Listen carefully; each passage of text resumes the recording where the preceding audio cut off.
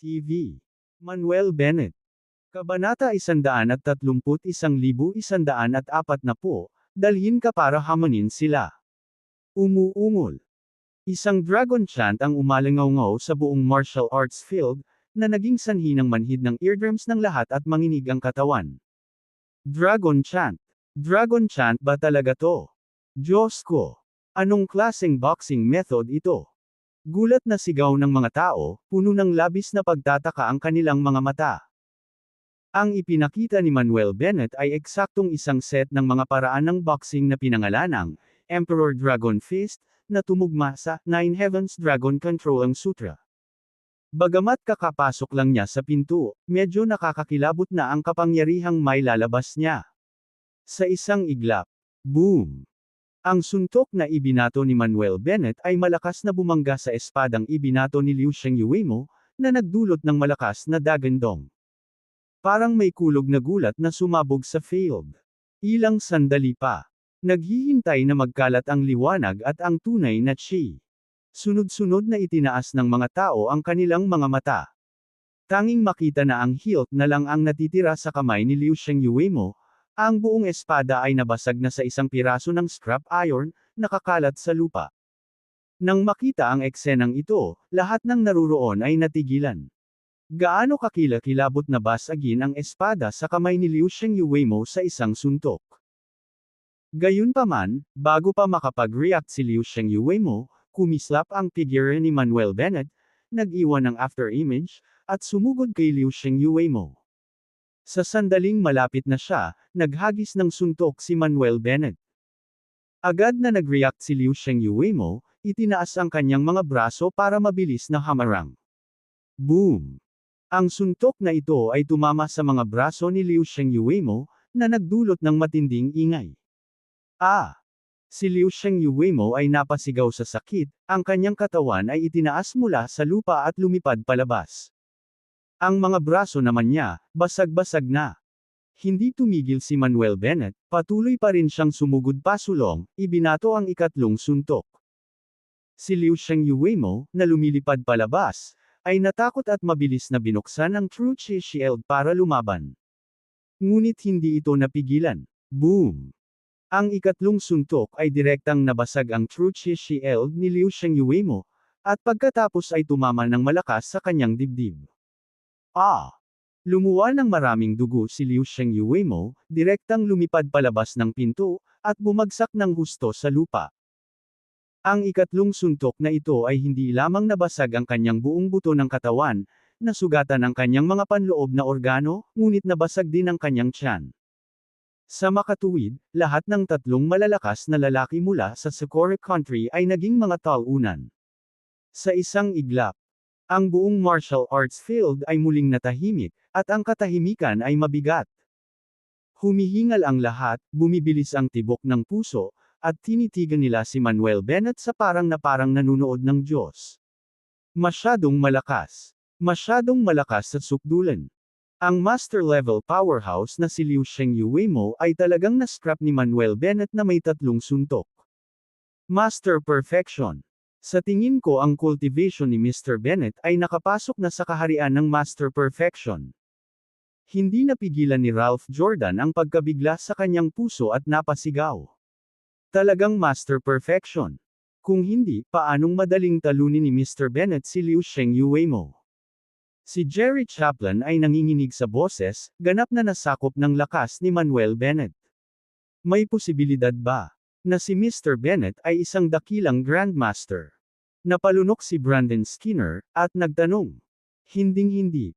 Paano magkakaroon ng isang batang dakilang Grandmaster? Malakas na umiling si Ralph Jordan, sadyang hindi nangangahas na maniwala. Umiling din ang ibang mga tao, hindi nangangahas na maniwala na si Manuel Bennett ay isang dakilang Grandmaster. Ang mga martial artist na tumuntong sa kaharian ng dakilang Grandmaster na wala pang 30 taong gulang ay napakakaunti sa buong bansa. Sa oras na ito, sa larangan ng martial arts, lumingon si Manuel Bennett kay Sato Taro. Si Sato Taro, takot na takot, lumuhad sa lupa, nakikiusap, Mr. Bennett, mali ako, please spare me. Sa tingin mo ba papakawalan kita? Walang pakialam na tanong ni Manuel Bennett. Si Sato Taro ay nagngangalit ang kanyang mga ngipin at sinabi, Manuel, napilayan mo ang tatlo sa aking mga nakatatandang kapatid, hindi ka pababayaan ng ating guro. Kung hahawakan mo ako ngayon, lalo lamang itong magagalit sa ating Panginoon. Kaya, payo ko sa iyo. Bago niya matapos ang kanyang pangungusap, humakbang si Manuel Bennett at sinipa ng malakas ang dibdib ni Sato Taro. Si Sato Taro ay pinalipad ng paurong, bumagsak ng malakas sa lupa 100 metro ang layo. Bumulwak ang dugo sa kanyang bibig, bumagsak ang kanyang dibdib, at nawasak ang kanyang tiyan sa sipa ni Manuel. Si Manuel Bennett ay malamig na tumingin kay Sato Taro, sinabing, kahit na dumating ang iyong amo, lampoin ko rin siya. Dahil doon, malamig niyang sinilip ang mga disipulo ng Ichimoku Karate Dojo at sumigaw, magwala ngayon. Sa isang sandali, ang mga disipulo ng Ichimoku Karate Dojo ay mabilis na kinuha sina Sato Taro, Kazuo Nakamura, Sakin Hawkins at Ryuman Yanosake, at nagmamadaling tumakas sa eksena. Makapangyarihan si Mr. Bennett. Sobrang dominant ni Mr. Bennett. Mr. Bennett, ikaw ang idol ko. Lahat ng mga hallmasters at disciples sa venue ay nagsisigawan at nagsisiksikan sa paligid. Lumapit si David Herdman, inaalalayan ni Damon Herdman, at bumati, Mr. Bennett, salamat sa tulong mo ngayon. Kung wala ka, ang ating River City Martial Arts World ay naapakan na sana ng tatlong iyon. Salamat, Mr. Bennett. Sumaludo rin bilang pasasalamat sina Ralph Jordan, Jerry Chaplin, Brandon Skinner at iba pa. Mr. Bennett, patawarin mo ang dati kong kabastusan. Mr. Bennett, I'm sorry, I won't dare again in the future. Lumapit sina Jessica Chaplin at Malcolm Jordan at yumuko para humingi ng paumanhin. Hinaway-kaway ni Manuel Bennett ang kanyang kamay at tumawa. Pinag-uusapan mo ba ang pangyayari sa Cloud Above Club? Matagal ko na itong pinakawalan. Salamat sa iyong pagpapatawad, Mr. Bennett, salamat. Salamat, Mr. Bennett. Muli siyang pinasalamatan nina Jessica Chaplin at Malcolm Jordan, na nagpakita ng higit na paggalang kay Manuel Bennett. Sinulyapan ni Manuel Bennett ang lahat ng tao sa venue at nagtanong, so kontento ka na sa pagbugbog sa mga lalaking iyon? Mr. Bennett, anong ibig mong sabihin? Hindi naintindihan ni David Herdman. Walang ibang nakakaalam kung ano ang ibig sabihin ni Manuel Bennett. Umirap si Manuel Bennett at sinabing, pagalingin ko muna kayo. Pagkatapos ng hilang, sabay tayong mag-dojo busting. Ako, si Manuel Bennett, ay laging gumaganti ng kabaitan ng may kabaitan at paghihiganti ng paghihiganti. Dahil itinapon ng mga lalaking iyon ang lahat ng martial arts hall ng ating River City Martial Arts World, itapon natin ang lahat ng martial arts hall ng Socorro Country sa River City. Mr. Bennett, sinusuportahan ko ang panukalang ito. Ilang taon na akong nagtiis sa mga martial arts hall ng Socorro Country. Ngayon, sa wakas ay malilinas na natin ang ating mga pangalan. They dared to trash our martial arts halls, let's trash their too.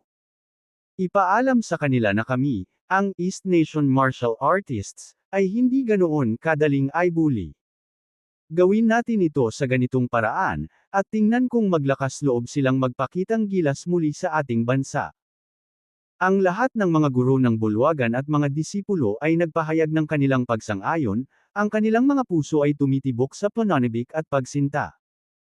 Lahat sila ay mga martial arts practitioner, na pinahahalagahan ng isang kas-iya-siyang resolusyon sa kanilang mga vendetta. Ang panukalan ni Manuel Bennett ay napakaakit sa kanila.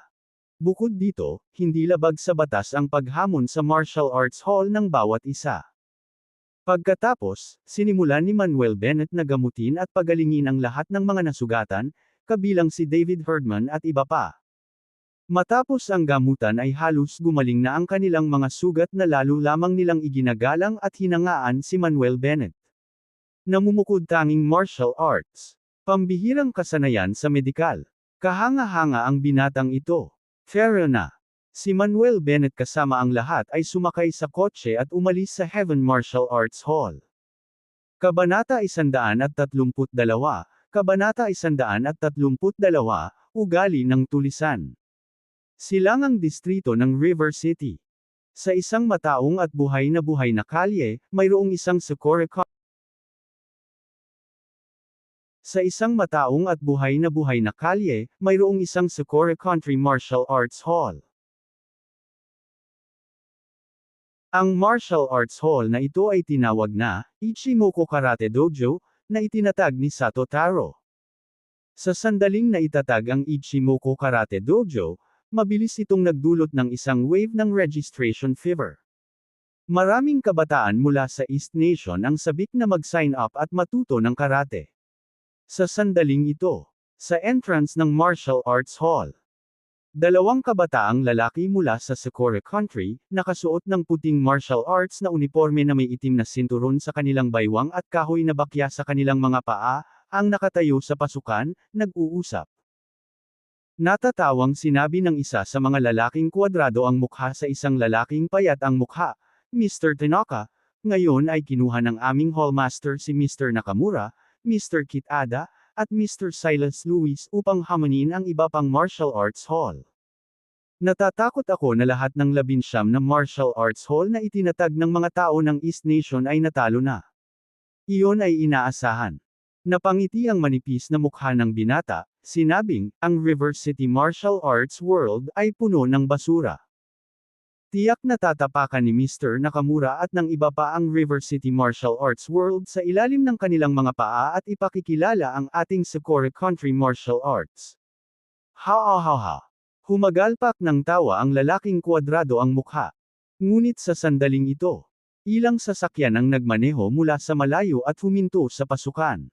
Natigil ang tawa ng lalaking nakakwadradong mukha ng magtaka, anong nangyayari? Bakit biglang dumating ang maraming sasakyan? Baka bumalik na ang hallmaster namin at ang iba pa. Umiling ang lalaking payat ang mukha at sinabing, hindi yan ang mga sasakyan na ginagamit nila. Maya-maya, bumukas ang mga pinto ng sasakyan at bumaba sa kotse si Manuel Bennett at ang kanyang kaparty at naglakad patungo sa kanila.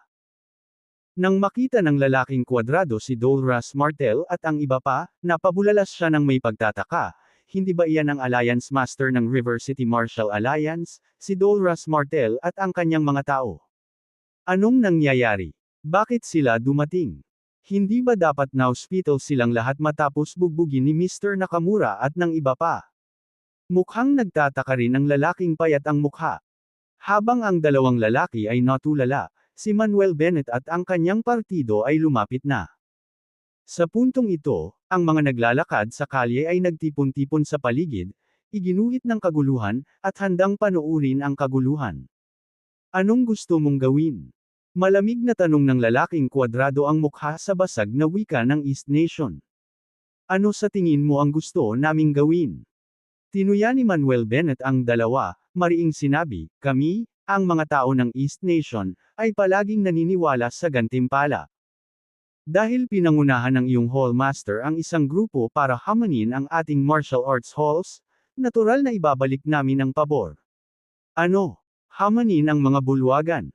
Agad na namutla ang mukha ng lalaking kwadrado at manipis na mukha, at agad silang naghanda para sumugod sa martial arts hall. Naging excited din ang mga nanunood. Kahit na palagi nilang naririnig ang tungkol sa mga hamon sa bulwagan sa ilalim ng pagkukunwari ng pagpapalitan ng mga kasanayan sa martial arts, hindi pa sila nakakita ng isa. Hindi nila inaasahan na makakatagpo sila ng isang tunay na hamon sa bulwagan ngayon, na nagbibigay sa kanila ng lubos na panoorin. Kumilos ka. Si Manuel Bennett ay nagwagayway ng kanyang kamay. Agad na humakbang sina Jessica Chaplin at Malcolm Jordan, nagsipa palabas ng tigisang paa. Aray! Parehong sumigaw sa sakit ang lalaking kwadrado at payat ang mukha, diretsyong lumipad papunta sa martial arts hall. Sa loob ng bulwagan, tatlong nasa katanghaliang gulang na lalaki na nakauniporme ng pagsasanay ang nagtuturo sa kanilang mga alagad ng martial arts routine. Ang tatlong nasa katanghaliang gulang na mga lalaking ito ay ang tatlong guro ng bulwagan, sina Ryuji Kemsley, Shimoyama Yamashita, at Miyamoto Yasunari. Sa mga disipulo, mayroong ilang mga tao sa Socorro Country, isang maliit na bilang ng mga puting lahi at mga itim na lahi, ngunit ang karamihan ay mula sa East Nation. Ngunit sa sandaling ito, ang lalaking parisukat ang mukha at ang lalaking payat ang mukha ay lumipad mula sa labas, na bumagsak ng husto sa bulwagan. Saglit na natigilan ang lahat sa hall at napalingon sila. Mr. Tanaka, Mr. Hasegawa, anong nangyari? Nagmamadaling tinulungan sila ni Ryuji Kemsley na makatayo, na may malalim na boses na nagtatanong. Mr. Kemsley, may humahamon sa dojo natin. Pumasok na sila. Mabilis na sumagot ang dalawa na mukhang takot na takot. Nanlamig ang mukha ni Ryuji Kemsley, habang sinabi niya sa malalim na boses, "How dare someone come and challenge us here, they've got quite the nerve." Bago bumagsak ang mga salita, isang mapanuksong boses ang nagmula sa labas. Ano, pugad ba ng dragon o yungib ng tigre ang lugar na ito? Bawal bang hamanin? Tumangala si Ryuji Kemsley at ang iba pa upang makita ang isang grupo ng mga taong pumasok, na sinusundan ng maraming nanunood. Nanguna sa grupo si Manuel Bennett. Nang makita nila si David Herdman at ang iba pa, namutla sa gulat ang mga mukha ni Ryuji Kemsley at ng iba pa. Ngumisi si Manuel Bennett, paano yan, nagulat ba kayong lahat na makitang ligtas at maayos si Leader Herdman at ang iba pa? Nagulat nga si Ryuji Kemsley at ang iba pa. Ano ang nangyayari?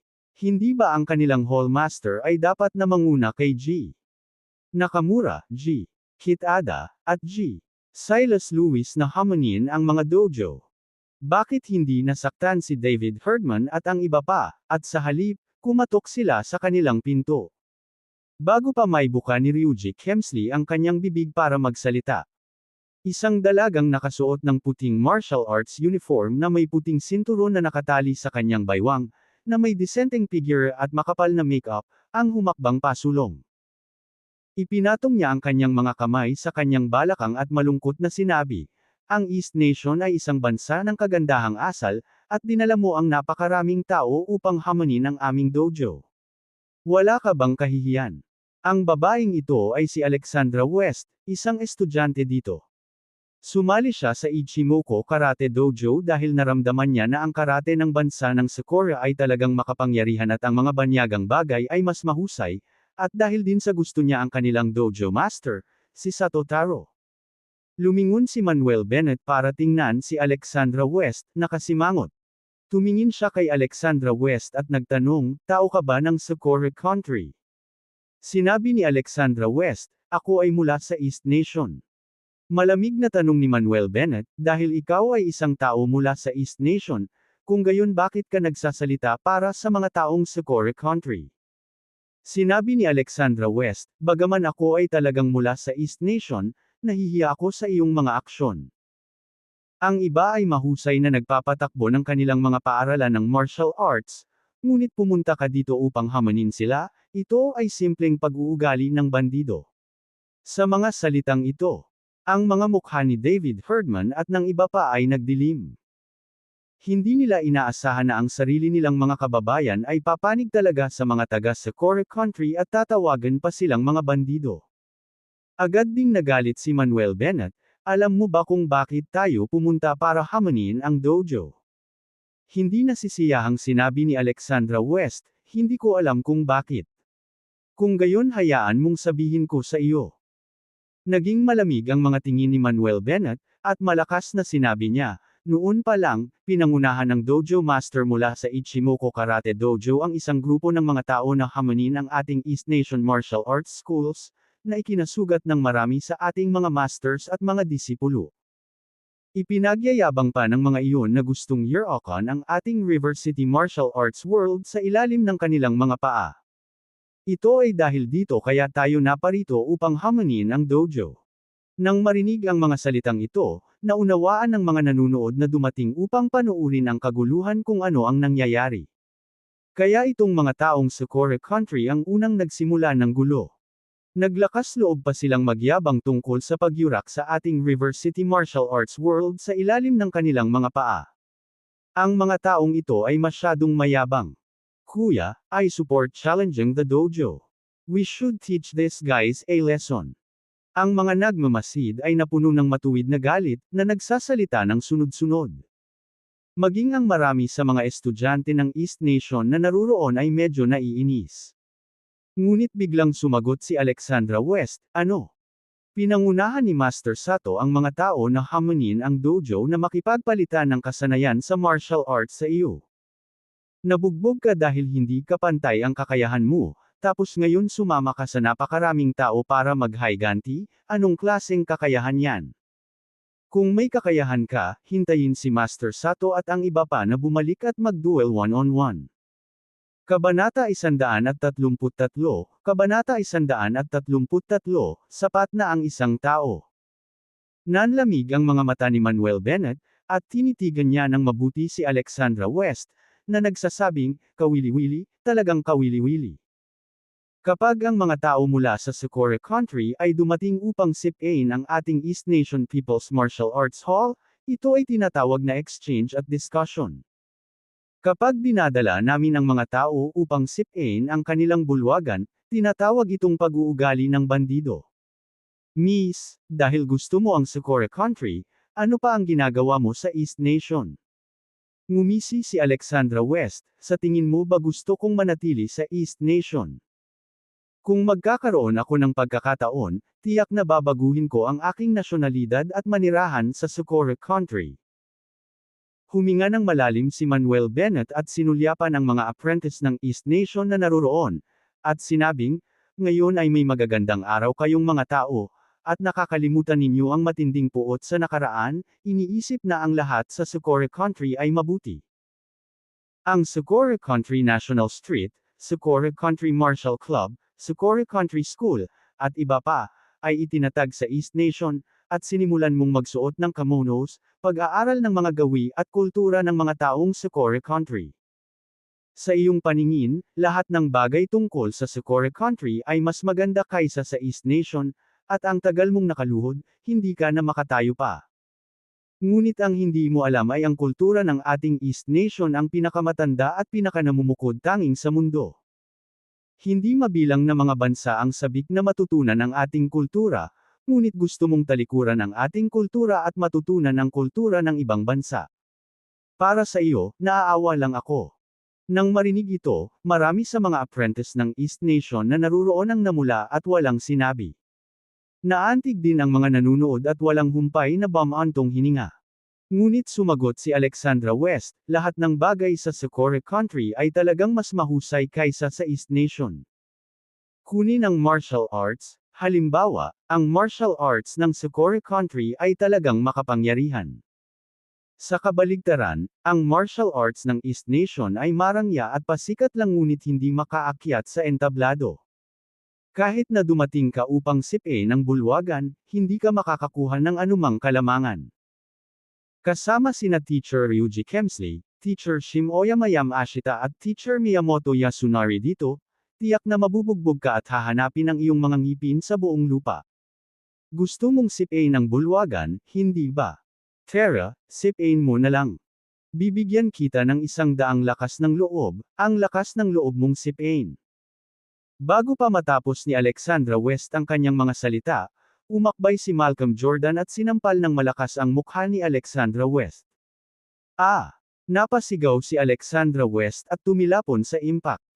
Malamig na tiningnan ni Malcolm Jordan si Alexandra West at sinabing, nakakadiri. Matagal na akong hindi masaya sa iyo. Kung hindi dahil sa pagiging babae mo, titiisin pa ba kita hanggang ngayon? How dare you hit me? Papatayin kita. Napasigaw si Alexandra West habang gumagapang at sumusugod patungo sa Malcolm Jordan. Bago pa siya maabot ni Alexandra West, humakbang si Jessica Chaplin at sinampal din si Alexandra West, na nagpalipad muli sa kanya. Malamig na sinabi ni Jessica Chaplin, bilang isang kapwa East Nation at isang babae, nahihiya ako sa iyo. Gumapang si Alexandra West, umiiyak at sinisigawan sina Ryuji Kemsley, Shimoyama Yamashita, at Miyamoto Yasunari, mga guro, sinaktan nila ako, dapat tulungan mo akong makaganti. Tumangala si Ryuji Kemsley kay Manuel Bennett at sa iba pa, at same time na sinabi, maglakas loob kang saktan ang apprentice ko, hindi ka ba masyadong lalayo? Masyadong malayo. Ngumisi si Manuel Bennett, hindi ba't masyadong malayo ang ginagawa mo? Malamig na sabi ni Ryuji Kemsley, gusto mong sipain ang bulwagan, di ba? Fine. Magpapadala ang magkabilang panig ng 3 tao para lumaban, at kung sino ang matalo ay luluhod at hihingi ng tawad sa kabilang partido. Fine. Tumango si Manuel Bennett bilang pagsang-ayon. Nagpatuloy si Ryuji Kemsley, at saka, dahil hindi pa bumabalik ang Hallmaster natin, bawal kang magpadala ng sarili mong Hallmaster para lumaban. Hindi siya kasing walang utak ni Alexandra West. Bagamat maraming East Nation martial arts ay talagang marangya at pasikat. Marami ring martial artist na may tunay na kakayahan. Tulad nina David Herdman at Ralph Jordan, ang mga masters ng mga martial art hall na ito. Kaya ginawa niya ang panukalang ito, na naglalayong tiyakin ang tagumpay para sa kanyang panig. Oo naman. Nakita ni Manuel Bennett ang iniisip ng lalaki ngunit tumango pa rin bilang pagsang-ayon. Sinabi ni Ryuji Kemsley, ipapadala namin ako, Shimoyama Yamashita, at Miyamoto Yasunari para lumaban. Sino ang 3 mandirigma na ipapadala mo? Mr. Bennett, hayaan mo akong lumaban. Pupunta din ako. At ako. Damon Herdman, Malcolm Jordan, at Jessica Chaplin lahat ay sumigaw na sumali sa laban. Hindi na kailangan. Umiling si Manuel Bennett, kaya ko itong mag-isa. Naramdaman din niya na sina Ryuji Kemsley, Shimoyama Yamashita, at Miyamoto Yasunari ay mga later pre-celestial martial artist. Kung ang 3 Damon Herdman, Malcolm Jordan, at Jessica Chaplin ay makakaharap sa kanila, walang alinlangan na sila ay matatalo. Oo, Mr. Bennett. Tumango silang 3 bilang paggalang. Nang marinig ito, ang mga apprentice ng Ichimoku Karate Dojo at ang mga nanunood ay natigilan lahat. Walang inaasahan na si Manuel Bennett ay maglalakas loob na harapin silang mag-isa. Dude, mag-ingat ka, ang galing talaga ng 3 lalaki na ito. Oo, binugbog nila ang isang grupo ng mga thug na sinubukang mangolekta ng pera sa proteksyon noon. Bro, ang dami mong tao, why not choose 2 more to fight with you? Lahat ng mga nanunood sa kanilang paligid ay sinubukang kumbansihin. Umiling si Manuel Bennett at sinabing, salamat sa iyong pag-aalala, ngunit kakayanin kong mag-isa itong 3 talunan. Nakita ni David Herdman at ng iba pa na medyo nakakatuwa ang panghihikayat mula sa karamihan. Sa pagkilos mismo ni Mr. Bennett, ang 3 lalaking ito, at maging ang lahat ng mga masters ng Socorro Country Martial Arts Hall sa River City na pinagsama, ay hindi magiging sapat na magdulot sa kanya ng anumang problema. Pilit na pinipigilan nina Jessica Chaplin at Malcolm Jordan ang kanilang pagtawa. Lihim na natuwa ang puso ni Ryuji Kemsley at nagtanong, anak, sigurado ka bang gusto mong lumaban mag-isa? Kilala niya ang lahat ng Hall Masters ng River City Martial Arts Halls. Sigurado siya na ang batang ito sa harap niya ay hindi ang master ng alinman sa mga bulwagan na iyon. Nakumpirma. Tumango si Manuel Bennett at saka sinabing, sige, simulan na natin, sabay kayong lumapit sa akin, kulang ako sa oras. Nang marinig ito, lahat ng naruroon ay muling nabigla. Diyos ko, gusto nitong hamanin ang 3 tao ng sabay-sabay. Iyan ay hindi kapani-paniwalang matapang. Nagulat ang mga tao, sa pag-aakalang si Manuel Bennett ay masyadong matapang, hanggal pa nga.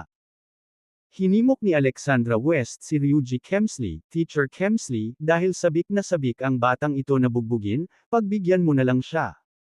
Mas mabuti kung matalo mo siya ng husto kaya kailangan niyang maospital, para hindi na siya maglakas loob na maging mayabang pa rito. Tumango si Ryuji Kemsley at sinabi kay Miyamoto Yasunari, Mr. Yasunari, please have a match with this kid, but remember to stop when it is enough, huwag mo siyang patayin. Ay! Sagot ni Miyamoto Yasunari at humakbang palabas. Mapagpanggap siyang yumuko kay Manuel Bennett at saka itinaas ang kamay, anak, kumilos ka na. Ngumiti si Manuel Bennett at nagtanong, sigurado ka bang gusto mo akong gumawa ng unang hakbang? With an expert's demeanor, Miyamoto Yasunari said, ikaw ang bisita namin, natural lang sa guest na gumawa ng first move. Hindi ko talaga kayang tanggihan ang ganoong kahilingan. Walang pakialam na sinabi ni Manuel Bennett, at pagkatapos ay kumundat ang kanyang figura, naging kidlat, nagmamadali patungo kay Miyamoto Yasunari. Ang kanyang bilis ay napakabilis na walang sinuman sa field ang makahuli sa kanyang figura. Ang susunod na segundo, boom! Sa umaatungal na tunog, nawala si Miyamoto Yasunari sa kanyang kinatatayuan, lumipad ng mahigit 10 metro ang layo at bumagsak ng husto sa pader. Dumausdas pababa si Miyamoto Yasunari, ibinuka ang kanyang bibig at iniluwa ang isang subo ng dugo. Tapos na ang laban. Susunod. Nang hindi man lang sumulyap kay Miyamoto Yasunari, sumigaw si Manuel Bennett. Kabanata 134, Kabanata 134, Pagwawalis. Sa isang iglap, natahimik ang buong hall. Ang lahat ay nakatitig na tulala kay Miyamoto Yasunari na nakahiga 12 metro ang layo, umiiyak sa sakit, hindi naniniwala sa kanilang mga mata. Nanatili ang katahimikan saglit. Ay! Tapos na ba? May napalunok at nanginginig na nagtanong. Holy crap, this guy is insanely strong. Hindi ko man lang nakitang gumalaw, and that guy was already down. May ibang sumigaw sa pagkamangha. Si Ryuji Kemsley, Shimoyama Yamashita, at ang iba pa mula sa Ichimoku Karate Dojo ay ganap na natulala. Alam nila na si Miyamoto Yasunari ay isang later pre-celestial martial artist, ngunit bakit mabilis siyang nahulog? Ang susi ay hindi man lang nila nakitang kumilos si Manuel Bennett. Saglit na natigilan si Alexandra West at saka sinigawan si Manuel Bennett, "Bastard, wala kang respeto sa martial arts. Hindi man lang handa si Miyamoto Sensei, at inatake mo siya." Hindi handa. Ngumisi si Manuel Bennett, "It was this guy who told me to make a move just now. Are you deaf or something? Ikaw." Bumilis sa galit ang dibdib ni Alexandra West, ngunit tumanggi siyang aminin na makapangyarihan si Manuel Bennett, at tumanggi siyang aminin na kahanga-hanga ang martial arts ng East Nation. Sinugod niya sina Ryuji Kemsley at Shimoyama Yamashita at sinabing, "Mr. Kemsley, Mr. Yamashita, dapat mong turuan siya ng leksyon at siguraduhing hindi siya makakabangon sa kama." Nagdilim ang mukha ni Ryuji Kemsley, at sumigaw, "Shimoyama, sabay na tayo." Hay! Sumang-ayon si Shimoyama Yamashita, at pagkatapos ay kinasuhan nila ni Ryuji Kemsley si Manuel Bennett. Kaya, kahit na hindi nila nakita ang paglipat ni Manuel Bennett, sigurado sila na hindi siya kasing simple ng kanyang ipinakita. Kaya naman, wala na silang pakialam sa pagliligtas ng mukha at nagpas siyang magsanib puwersa para talunin si Manuel Bennett. "Sinabi ko sa inyo na magsama kayo kanina, pero hindi kayo nakinig." Pinulot ni Manuel Bennett ang kanyang mga labi, humakbang pasulong, at naging anino, nagmamadaling lumapit sa dalawang lalaki. Sa isang iglap, sinarado ni Ryuji Kemsley at Shimoyama Yamashita si Manuel Bennett, pinakilos ang lahat ng kanilang lakas, at pagkatapos ay naghagis ng suntok ang isa, at ang isa ay nagpalpal attack kay Manuel Bennett. Habang bumubulusok ang mga kamao at mga hampas ng palad, ang tunog ng pagkabasag ng hangin ay lumakas, na ikinagulat ng mga nanunood. "Patayin siya! Patayin!" Sigaw ni Alexandra West at winigiwe ang kanyang mga kamao sa tagiliran. Gayunpaman, tulad ng kanilang mga kamao at hampas ng palad ay umabot kay Manuel Bennett. Mabilis na lumabas ang mga kamay ni Manuel Bennett at hinawakan ang magkabilang palso nila. Kaagad, marahas na pinaikot ni Manuel Bennett ang magkabilang kamay niya. Krasalunguhitsik. Krasalunguhitsik. Dalawang malulutong na tunog ng pagkabali ng buto ang umalangaw sa isang iglap. Ah! Agad na nabali ang kanang braso ni Ryuji Kemsley at Shimoyama Yamashita, at napasigaw sila sa sakit. Sakto namang nagngangalit ang dalawang lalaki, handang maglunsad ng panibagong pag-atake. Nagbigay ng lakas ang mga braso ni Manuel Bennett, itinaas ang dalawang lalaki, at marahas na binasag sila sa lupa. Boom! Boom! Ang solidong sahig na gawa sa kahoy ay agad na bumagsak, nagpapadala ng mga splinters na lumilipad. Naramdaman ni Ryuji Kemsley at Shimoyama Yamashita na parang magwawala ang buo nilang katawan, bumubulwak ang dugo mula sa kanilang ilong at bibig, at ilang ngipin ang natanggal. Ang mga disipulo at mga apprentice ng Ichimoku Karate Dojo, pati na rin ang mga nakapaligid na manunood, ay nakatitig sa mga mata, ang kanilang mga mata ay puno ng takot. Sina Ryuji Kemsley at Shimoyama Yamashita, parehong later pre-celestial martial artist, ay walang kahirap-hirap na natalo ng binatang nakatayo sa kanilang harapan. Paano ito? Paano ito? Malakas na umiling si Alexandra West at bumagsak sa lupa, ang kanyang mga mata ay puno ng hindi makapaniwala. Ipinalakpak ni Manuel Bennett ang kanyang mga kamay, sinulyapan ang lahat ng naroroon, at malakas na sinabi, ito ang martial arts ng East Nation. Sino ang nang-ahas na magsabi na ito ay para lamang sa palabas ngayon? Lahat ng taong naroroon ay natahimik. Bastos! Magsama kayo, bugbugin niyo siya. Maghayganti Mr. Kemsley at Mr. Yamashita. Ang mga disipulo ng Ichimoku Karate Dojo ay umungal sa galit at sumugod kay Manuel Bennett. Gayunpaman, bago makakilos si Manuel Bennett, si David Herdman at ang iba pa ay humakbang pasulong, at sa ilang saglit, nabugbog na nila ang lahat ng mga taong ito sa lupa, na humahagulgol. Hindi na sila pinansin ni Manuel Bennett, sa halip, kumaway ng kamay, let's go, on to the next place. Tara na! Si David Herdman at ang iba ay tumugon sa isang dumadagandong na boses, at sinundan si Manuel Bennett palabas ng Ichimoku Karate Dojo. Makalipas ang kalahating oras, sinipa ang lumilipad na Aikido Dojo. Makalipas ang isang oras, sinipa ang Valley Center Soft Art Dojo. Makalipas ang isa't kalahating oras, sinipa si Divine Martial Kendo Dojo.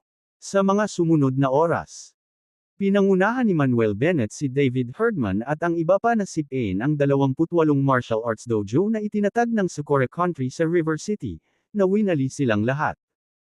Ang buong River City Martial Arts World ay biglang niyanig ng isang napakalaking lindol. Matapos sipain ang huling martial arts dojo, lumabas ng dojo sina Manuel Bennett at David Herdman kasama ang iba pa. Nagdilim na ang langit, at ngayon ay lampas na ng 8:00 ng gabi. Sabi ni David Herdman, lahat, nakapag-book na ako ng ilang table sa Ancient South Restaurant. Tonight, we shall not return until we are drunk. How about it? Good, no return hanggat hindi tayo lasing. Haha, ang araw na ito ay napakasaya. Dapat tayong uminom ng mabuti. Nagsimulang maghiyawan ang mga tao. Lumingon si David Herdman kay Manuel Bennett at magalang na sinabi, Mr. Bennett, umaasa kaming pararangalan mo kami sa iyong presensya at samahan mo kami. Sige. Tumango si Manuel Bennett bilang pagsang-ayon. Dahil hindi pa siya tinatawagan ni Julia Stewart, nahulaan niyang abala pa ito. Pagkatapos noon ay sumakay na si Manuel Bennett at ang iba pa sa kotse at dumiretso sa Ancient South Restaurant. Makalipas ang mahigit kalahating oras, dumating si Manuel Bennett at ang iba pa sa Ancient South Restaurant. Isa itong Chinese-style na restaurant, na may simpleng palamuti at magandang kapaligiran. Dahil maagang nag-book si David Herdman ng isang pribadong silid, pagdating nila sa restaurant, dinala ng isang waitress si Manuel Bennett at ang iba pa sa isang malaking pribadong silid. Pagkaupo, sinabi ni David Herdman sa waitress, ihain ang mga pinggan. Oo, Mr. Herdman. Tumango ang waitress at lumabas ng private room. Ilang sandali pa.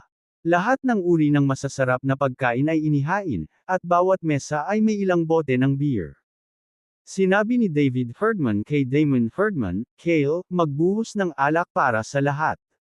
Serena, Cyril, and Edwin, tumulong ka na rin. Nanawagan si Ralph Jordan kina Jessica Chaplin, Malcolm Jordan, at Caitlin Skinner din. Oo. Tumango si Damon at ang iba, binuksan ang mga bote ng beer, at nagsalin ng alak para sa lahat. Matapos mapuno ang alak, itinaas ni David Herdman ang isang baso, tumayo, at malakas na sinabi, lahat, kung hindi dahil kay Mr. Bennett, napahiya ang ating River City Martial Arts World ngayon.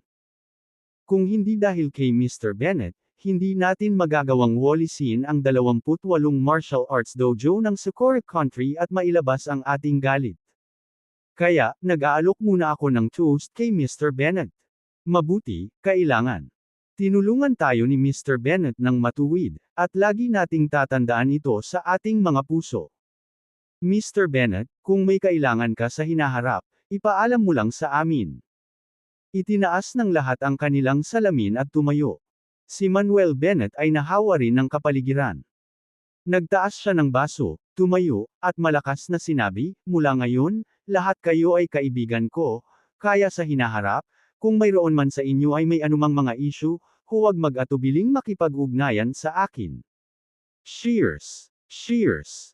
Ang bawat isa ay tumagilid ang ulo at nilagok ang isang baso ng alak sa isang lagok. Pagkatapos noon, ang mga masters at disciples ng Major Martial Arts Halls ay nagsalitan sa pag-toast kay Manuel Bennett. Likas na tinanggap ni Manuel Bennett ang lahat. Pagkatapos ng 3 ikot ng alak, si David Herdman at ilang iba pa ay nagsimulang makipag-chat kay Manuel Bennett. Tanong ni David Herdman, Mr. Bennett, narinig mo na ba ang martial arts competition na ginaganap ng ating East Nation Martial Arts Alliance tuwing 3 taon? Narinig ko na. Tumango si Manuel Bennett. Sinabi ni David Herdman, Mr. Bennett, ang 10th Martial Arts Competition ay gaganapin sa katapusan ng taong ito, paano kung sumama ka sa amin upang lumahok dito? Kabanata 135, Kabanata 135, dinurog ninyo ang kanyang puso. Yes, yes, Mr. Bennett, please join us at that time. Si Ralph Jordan ang pumalit sa pag-uusap, at tuwang-tuwang sinabi, Mr. Bennett, kung maaari mong katawanin ang aming River City Martial Alliance sa kompetisyon, ang River City Martial Alliance ay tiyak na babangon ng malakas at makikipagkompetensya para sa nangungunang 10 posisyon. Bukod dito, sa iyong lakas, tiyak na makakamit mo ang isang lugar sa Earth Ranking.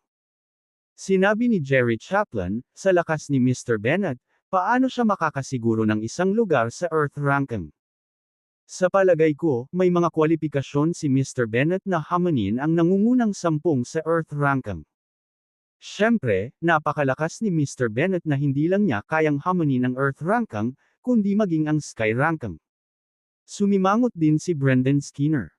Ilang sandali, ang lahat ng mga Hallmaster ay tumingin kay Manuel Bennett na may pag-asa sa kanilang mga mata. Nag-isip sandali si Manuel Bennett at sinabing, nakakahiya kong tanggihan ang iyong mabait na imbitasyon. Gayunpaman, hindi ko pa naiisip na sumali sa martial arts competition. Kaya sana bigyan mo ako ng oras para makapag-isip tungkol dito. Nang marinig ang sagot ni Manuel, lahat ay nadismaya. Kinawean ni David Herdman ang kanyang kamay at sinabing, dahil may sariling konsiderasyon si Mr. Bennett, huwag natin siyang kumbansihin. Pagkatapos, tumingin kay Manuel, nagpatuloy siya, Mr. Bennett, pakiusap pag-isipan mong mabuti. Kung magiging Earth Ranking o Heaven Rankings expert ka, maraming benepisyo. Maaari mo akong kontakan anumang oras kapag nakapagdesisyon ka na. Sige. Tumango si Manuel Bennett. Nagpatuloy ang hapunan hanggang bandang 11:00 ng gabi. Bagamat si David Herdman at ang iba ay may mahusay na pagpapaubaya sa alkohol, lahat sila ay lasing dahil sa kanilang kasabikan ngayon. Sa kabutihang palad, lahat ng martial arts hall ay nagpadala ng mga tao upang kunin sila. Tinanggihan ni Manuel Bennett ang alok ng lahat na paalisan siya at umalis sa restaurant na mag-isa. Pagdating niya sa entrance ng restaurant, huminga si Manuel ng isang subaw ng alak, pilit na inilabas ang alak sa loob ng kanyang katawan, at naghanda na tawagan si Julia Stewart. Sa hindi inaasahang pagkakataon, unang tumawag si Julia. Matapos sagutin ang tawag, nagmamadaling nagtanong si Manuel, Julia, tapos ka na ba? Ikaw ba si Manuel Bennett? Ngunit ang nagsasalita ay hindi si Julia, kundi isang malalim na boses ng lalaki.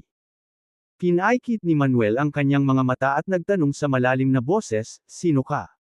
Nagbanta ang kabilang partido, anak, huwag kang mag-alala kung sino ako. Nasa kamay ko na si Julia. Kung ayaw mong may mangyari sa kanya, bilasan mo at pumunta sa lugar na tinukoy ko. Sigurado si Manuel na kinidnap si Julia. Isang malamig na kislap ang sumili sa kanyang mga mata, at biglang namuo ang galit sa kanyang puso. Sino kaya ang kumidnap kay Julia? Jordan family, Harper family, Stern family. O ang Lewis family? Si Julia ay si Miss Stewart, kahit na ang mga pamilyang ito ay may lakas ng loob, hindi nila ito lantarang maglalakas loob na agawin siya, hindi ba? Maaaring ito ay isang tao mula sa apat na mahusay na merchant guild. Hindi, dapat ay tuluyan na silang tinakot sa kanya ngayon, kaya saan sila magkakaroon ng lakas ng loob? Siyempre, hindi imposible na desperado na sila at gustong makipagsapalaran. Ang isa pang posibilidad ay ang mga assassin na nakatanggap ng bounty order sa dark web. Mabilis ang pag-iisip ni Manuel, ngunit hindi niya moari kung sino ang kumidnap kay Julia. Sinubukan niyang manatiling kalmado at malamig na sinabi, kung gusto mo ng pera, pangalanan mo lang ang presyo at ihahatid ko ito sa iyo. Ngunit kailangan mong tiyakin ang kaligtasan ni Julia. Kung hindi, gaano man karaming tao ang mayroon ka, wala sa inyo ang mabubuhay. Tumawa ang kabilang partido, anak, huwag mo akong takutin dito. Hindi ako bibili nito. Huwag kang mag-alala, ayaw namin ng pera, gusto lang naming pumunta ka. At saka, huwag kang tumawag ng pulis, o hindi mo na makikita si Julia Stewart. With that, ibinaba ng kabilang partido ang telepono. Sinubukan ni Manuel Bennett na tumawag muli ngunit hindi nakalusot. Maya-maya, may dumating na text message. Ipinapakita ang address, Long Island Manor, Villano. 10. Iniligpit ni Manuel Bennett ang kanyang mobile phone, diretsyong pumara ng taxi, at tinungo ang Long Island Manor. Kasabay nito, Long Island Manor, Villano. 10. Sa labas ng villa, medyo may kaunting malalakas na lalaki na nagbabantay, lahat ay mukhang mabangis, halatang desperado. Ang bulwagan ng villa ay maliwanag na naiilawan. Si Julia Stewart, nakatali ang mga kamay at paa, ay nakaupo sa sofa. Gayunpaman, si Julia Stewart ay hindi natakot o kinakabahan ngunit tila nagtataka sa dalawang babaeng nakaupo sa sofa sa tapat. Ang dalawang babaeng ito ay sina Cindy Lewis at Lucy Lewis. Pagkatapos pumirma ng kontrata ngayong gabi, nagplano siyang umuwi. Sa hindi inaasahang pagkakataon, huminto ang sasakyan sa kalagitnaan at siya ay kinidnap sa lugar na ito. Nang malaman niya na sina Cindy at Lucy ang kidnappers, napatulala siya, at puno ng katanungan ang isip niya. Sa sandaling ito, isang lalaking may peklat ang lumapit kay Cindy at sinabing, Miss Lewis, sinabi ko na sa bata ang sinabi mo. Tanong ni Cindy, darating ba siya? Sumagot ang lalaking may peklat, huwag kang mag-alala, kinakabahan ng batang iyon sa babaeng ito, tiyak na darating. Mabuti naman. Tumango si Cindy, pagkatapos nito, bibigyan kita ng 5 milyon para makaalis ka dito. Salamat, Miss Lewis. Nakangiting nagpasalamat sa kanya ang lalaking may peklat na mukha.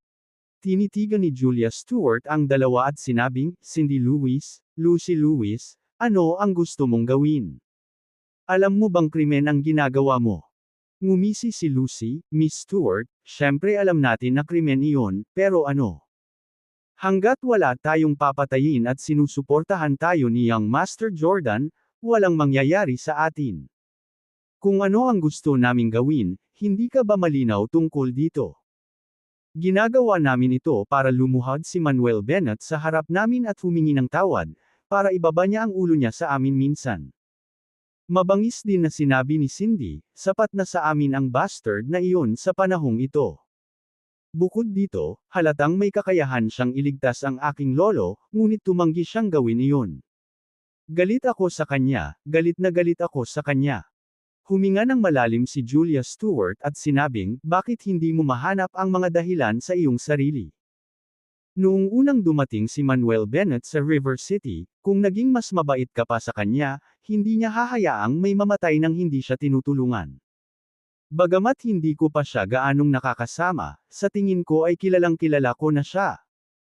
Sa totoo lang napakabait niya, isang doktor na may puso para sa gamot, hindi siya tatanggi na tumulong sa isang tao. Ikaw ang nasaktan niya ng husto. Tumahimik ka. Galit na sigaw ni Cindy kay Julia Stewart, dinala ka namin dito hindi para ma-lecture mo. Ikaw ang batang may bahay ng Stewart family, isa sa mga nangungunang pamilya ng River City. Paano mo malalaman ang hirap ng ating ikatlong klaseng pamilya? Bagamat tila kami ay isang mayamang pamilya sa mga tagalabas, kami ay palaging nasa tenterhook, natatakot sa pang-aapi ng mga pangalawang uri at unang uri na mga pamilya. Kaya, gusto kong magpakasal sa Whale family, umaasa na mamuno sa Lewis family sa hanay ng mga second-class na pamilya. Mali ba ako sa ginawa ko? Kumunot ang noo ni Julia Stewart, hindi masama na gusto mong gawing mahusay ang pamilya Lewis. Ngunit kung ang pamilya Lewis ay maaaring sumunod sa kasunduan sa kasal at hayaan si Manuel Bennett na sumali sa iyong pamilya. Sa tulong ni Manuel Bennett, hindi lamang ang pamilya Lewis ay papasok sa hanay ng mga pangalawang klase na pamilya ng River City, ngunit maging ang pagiging isang first-class na pamilya, o kahit isang nangungunang pamilya sa East Nation, ay magiging sandali lamang. Ngunit hindi mo siya pinansin at sinaktan mo si Manuel Bennett ng paulit-ulit, pinahiya siya. Kaya naman napakalupit niya sa'yo. Kabanata 136, Kabanata 136, Iwaksi ang banta. Shut up, shut the hell up. Histeryosong sigaw ni Cindy Lewis kay Julia Stewart. Puno siya ng panghihinayang sa kanyang puso. Ngunit ngayon na ang mga bagay ay dumating sa puntong ito, ang kanyang lolo ay patay na, at walang puwang para sa pagtubos. Kaya, kinailangan niyang labanan si Manuel Bennett hanggang sa dulo at durugan ito sa ilalim ng kanyang mga paa. Galit na sabi ni Lucy Lewis, Julia Stewart, mas mabuting manahimik ka, kung hindi, hindi kami magiging magalang sa iyo. Kung may ibang kumidnap sa kanya, baka natakot talaga si Julia. Pero ngayong alam niyang kinidnap siya ni Cindy at Lucy Lewis, hindi na siya gaanong natakot. Dahil alam niyang hindi maglalakas loob ang magkapatid na Lewis na saktan siya hanggang mamatay.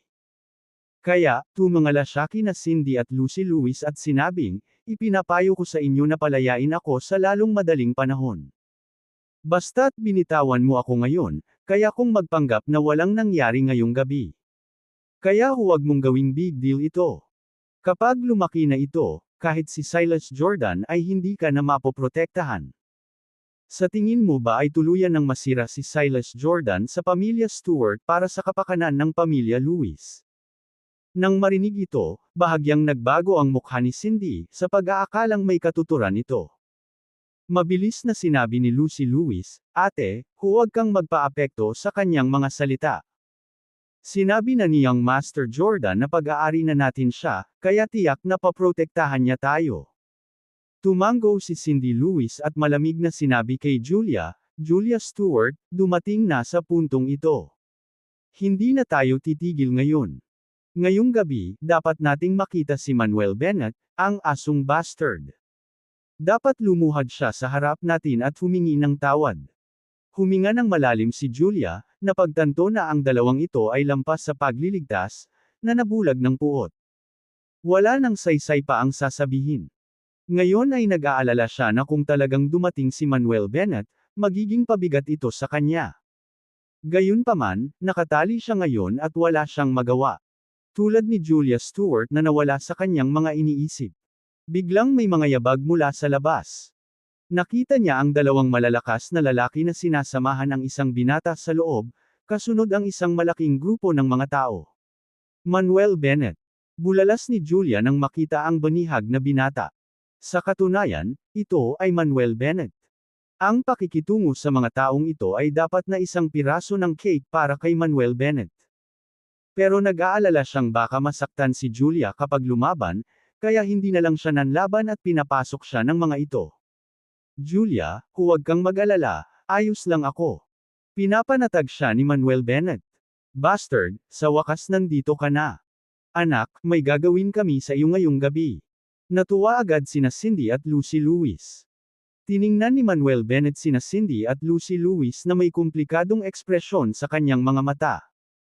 Napabuntong hininga siya, marami akong naisip na posibilidad, pero hindi ko akalain na aagawin yung dalawa si Julia.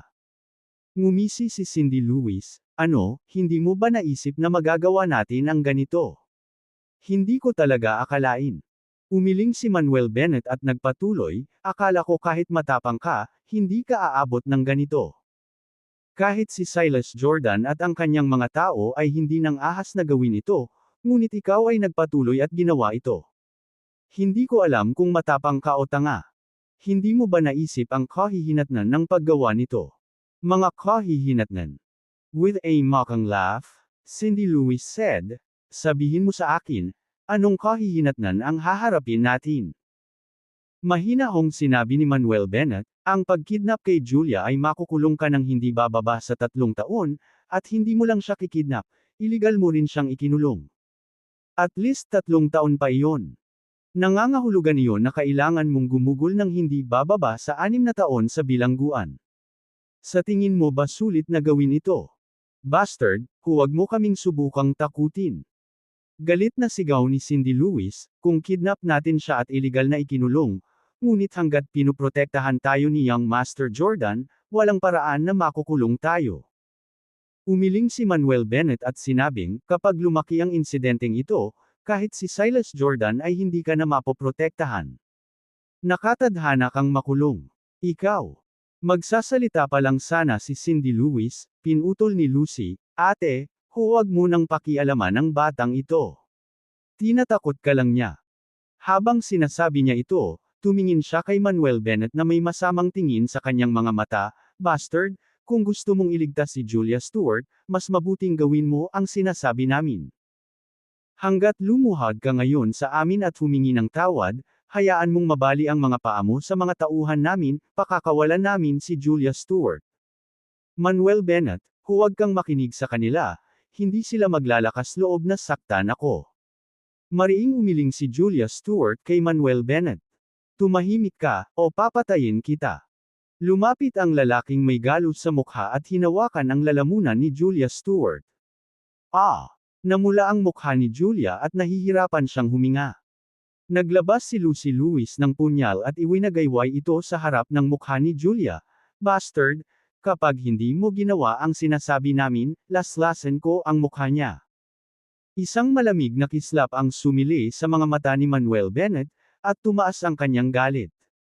Sumigaw siya, huwag mo siyang hawakan, gagawin ko ang sinasabi mo. Nang marinig ito, sa wakas ay iniligpit ni Lucy Lewis ang kanyang punyal. Inilabas ng lalaking may peklat si Julia Stewart. Hindi talaga nila intensyon na patayin si Julia. Gusto lang nilang takutin si Manuel Bennett. Bastard, bakit hindi ka pa lumuluhod? Sigaw ni Cindy Lewis kay Manuel Bennett. Fine, luluhod ako. Huminga ng malalim si Manuel Bennett, pinag-aralan ang sitwasyon, at nagsimulang dahan-daang lumuhod. Manuel Bennett, huwag kang lumuhod. Paos na sigaw ni Julia. Alam na alam niya kung gaano ka-proud si Manuel Bennett at kung gaano niya pinahahalagahan ang kanyang dignidad. Pero ngayon, para hindi siya masaktan, luluhod talaga siya sa harap ni Cindy at Lucy Lewis.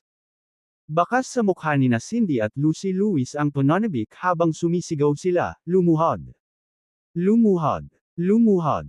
Sa wakas ay napasuko na nila siya, at sa wakas ay nagawa na nilang iyuko ang kanyang ulo sa kanila. Maraming beses na nilang gustong durugan si Manuel Bennett sa ilalim ng kanilang mga paa, ngunit hindi nila magawa. Ngayon ay sa wakas ang kanilang pagkakataon. Gayunpaman, sa sandaling lumuhod si Manuel Bennett. Biglang sinipa ng kanang paa niya ang isang solid wood coffee table sa harap niya. Sa isang putok, ang coffee table ay lumipad pasulong at hamampas patungo sa lalaking may peklat na mukha na nakatayo sa tabi ni Julia Stewart, pinalipad siya. Bastard, anong ginagawa mo? Biglang natakot si Cindy Lewis at napasigaw sa galit. Since you won't be honest, I won't feel guilty. Dinampot ni Lucy Lewis ang punyal at laslasin sana ang mukha ni Julia Stewart. Ngunit sa sandaling iyon, si Manuel Bennett ay mabilis na sumulong, sinampal si Lucy Lewis, at pagkatapos ay tumayo sa harap ni Julia Stewart. Sa loob lamang ng 3 segundo, lahat ng banta kay Julia ay na-neutralize. Kabanata 137, Kabanata 137, Just wait and see.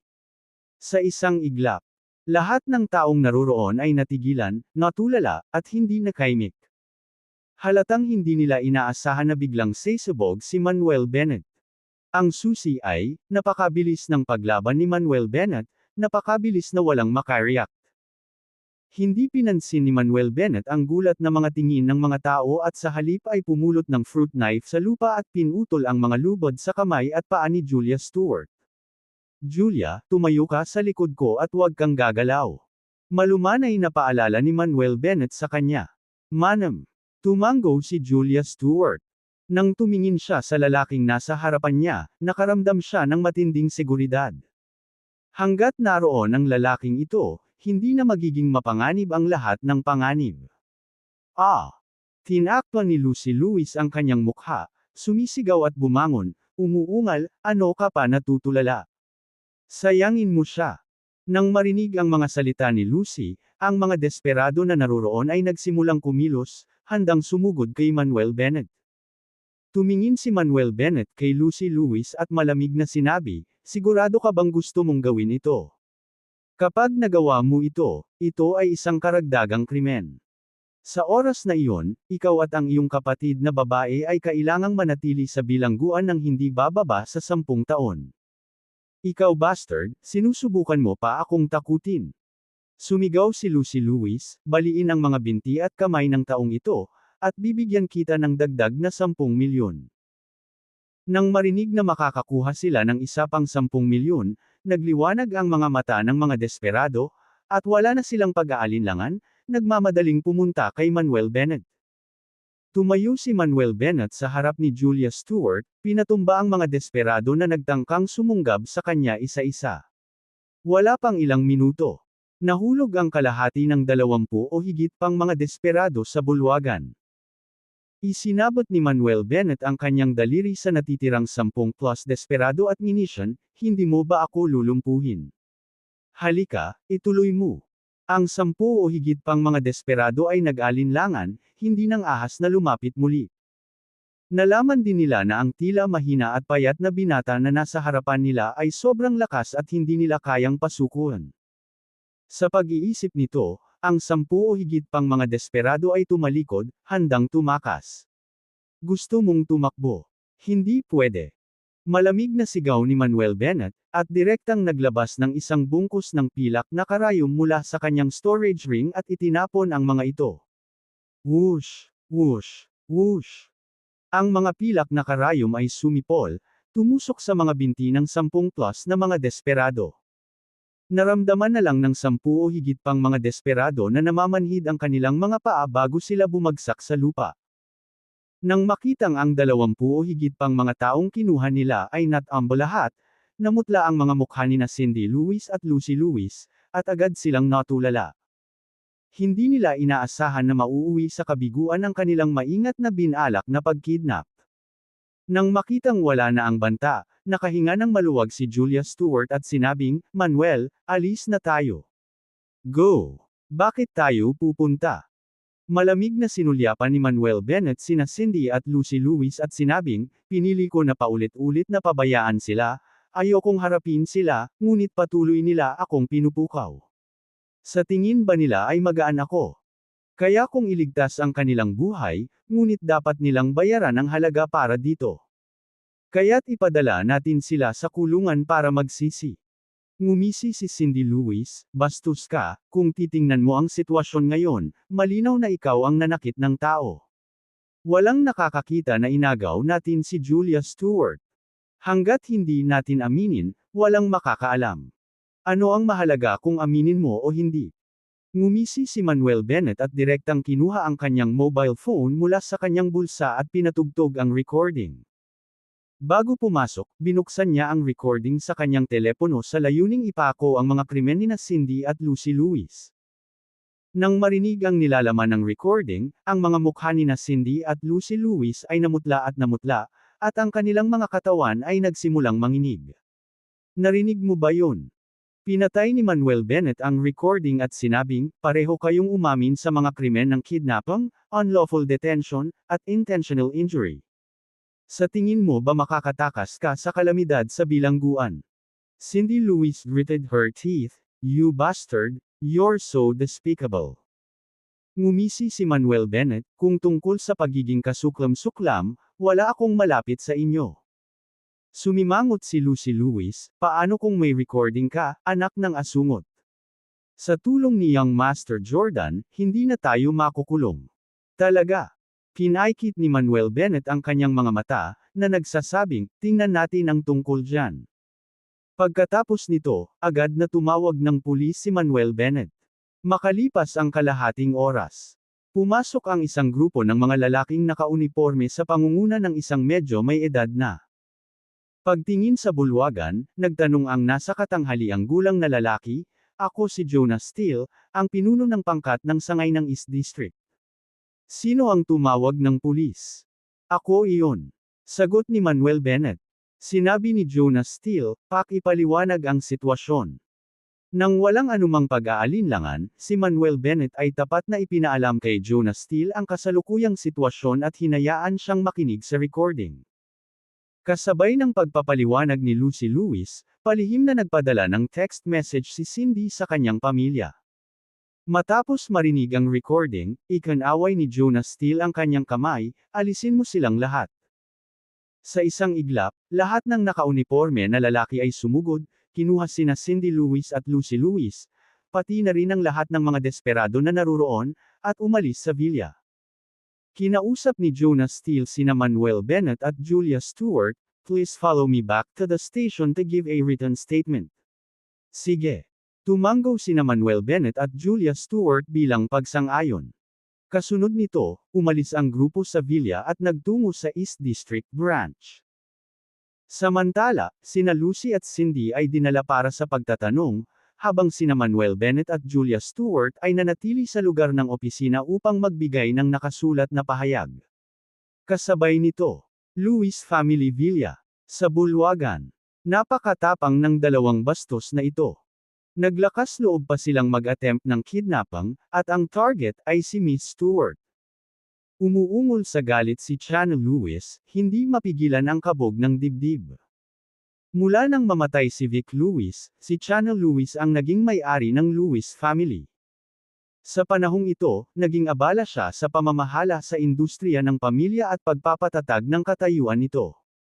Sa hindi inaasahan, may nangyaring ganito ngayong gabi. Humihikbi si Lucille Harper, Shanna, please calm down and get Anna and Alma out soon. Hindi natin sila makukulong. Umiiyak, yan lang ang alam mong gawin. Galit na umungol si Channel Lewis, sobrang spoiled ni Anna at Alma sa iyo, sila ay ganap na walang batas. Ang pangalawang elder ng pamilyang Lewis, si Tyler Lewis, ay nagsabi, Kuya, huwag na lang kaming mag-lecture at isipin kung paano muna sila ililigtas. Nagsalita rin ang ikatlong elder ng pamilya Lewis, si Sandy Lewis, oo, kuya, tumutok muna tayo sa pagpapaalis ni Anna at Alma. Huminga ng malalim si Channel Lewis at sinabing, tatawagan ko si Dion Whale para tingnan kung may magagawa ba siya. Mabilis niyang dinial ang numero ni Dion Whale. Villano. 13, Heaven River Manor. Sa isang kwarto sa ikalawang palapag. Si Dion Whale ay naging matalik sa kanyang kasintahan. Pero biglang tumunog ang cellphone na nasa bedside table. Ayaw kunin ni Dion Whale, pero patuloy na nagriring ang telepono na ikinainis niya. Kinuha niya ang telepono at naiinip na sinagot, sino ta? What's with the late night call? Dion, ako na. Dumating ang boses ni Channel Lewis. Kabanata 138, Kabanata 138, Pag-usbong ng sarili at pagsira sa sarili. Oh, si Uncle Lewis pala. Bahagyang lamambat ang tono ni Dion Whale, tinanong niya, Tito Lewis, bakit gabi-gabi ka na tumatawag sa akin? Nag-aalalang sinabi ni Channel Lewis, Dion, maaari mo bang tulungan akong iligtas sina Anna at Alma? Iligtas sina Anna at Alma. Agad namang natigilan si Dion Whale, anong nangyari kina Anna at Alma? Nahuli sila at dinala sa East District Branch. Walang itinago si Channel Lewis at sinabi ito kay Dion Whale. The moment Dion Whale heard it, he exploded in anger, paulit-ulit ko silang pinayuhan na huwag mag-reckless, pero hindi ko akalain na gagawin talaga nila to, wala ba silang utak? Sagot ni Channel Lewis, Dion, hindi ngayon ang oras para pag-usapan ito, mas mabuting mag-isip ka ng paraan para iligtas sina Ana at Alma. Napabuntong hininga si Dion Whale, at sinabing, Tito Luis, huwag kang mag-alala, maganda ang relasyon ko kay Officer Troy sa East District Branch, hihilingin ko sa kanya na palayain sila. Makikipag-ugnayan ako sa iyo kung may mga pagbabago. Sinabi ni Channel Luis, mabuti, salamat sa iyong tulong. Pagkatapos ibaba ang telepono, malakas na nagmura si Dion Whale, they are really brainless, incurably stupid. Young Master Whale, anong nangyari? Misla na tanong ng isang babaeng katabi niya. Sinabi ni Dion Whale, inagaw ni na Cindy Lewis at Lucy Lewis si Miss Stewart, at ngayon ay nahuli na sila ng East District Branch. Malaki ang pagbabago sa mukha ng babae, nagiging matapang na itong magkapatid na Lewis, nangangahas na kidnapin si Miss Stewart. Sabihin mo sa akin ang tungkol dito.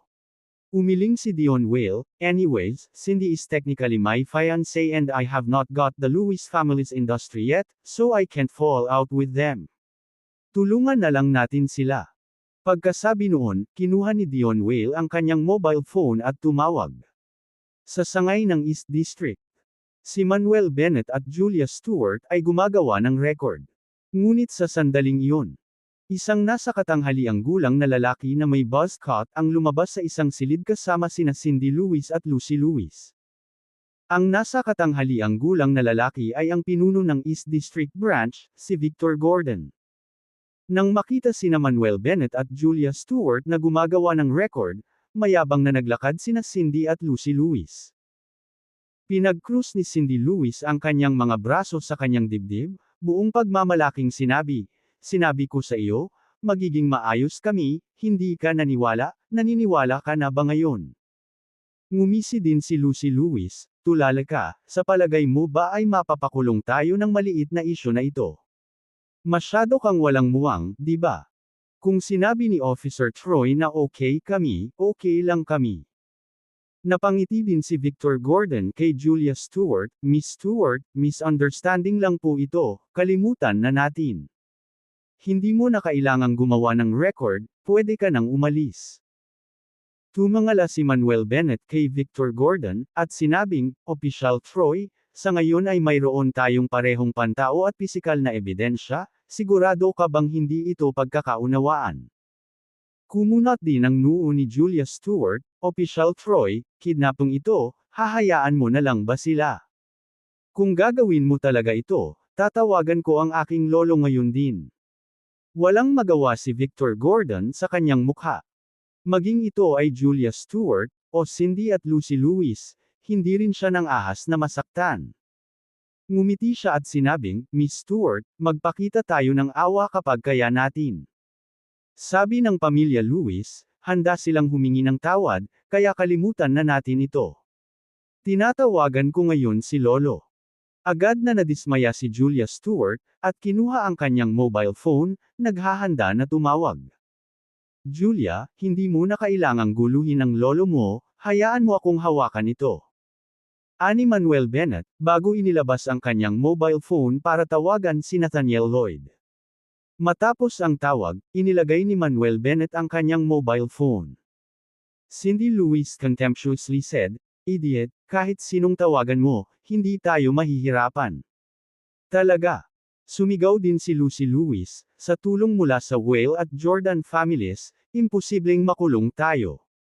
Kakalabas lang ng mga salita sa bibig nila. Isang tawag ang pumasok sa mobile phone ni Victor Gordon.